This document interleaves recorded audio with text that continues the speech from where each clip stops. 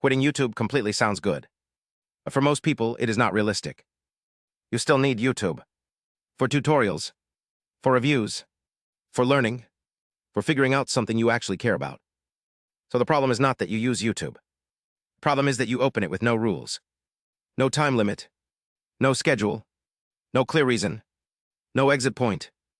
And once YouTube is open, it is very hard to negotiate with yourself. I'll watch one video turns into 20 minutes. Just one search turns into the homepage. I'll stop soon turns into another night you didn't plan. That is why I think the rule has to be decided before you open the app. Not while you are tired. Not while the feed is already in front of you. Before, decide what you can realistically follow. Maybe YouTube is locked during your work hours. Maybe you only allow search access twice a day. Maybe free access is limited to a small window. Maybe you set a timer before opening anything. The point is not to become a perfect person. The point is to stop making the decision in the worst possible moment. That is what LockTube is built around. You can set daily limits. You can schedule blocking. You can allow search access without opening the feed.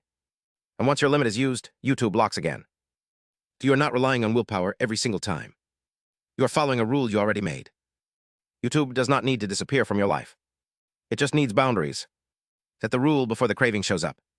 Then use YouTube on purpose.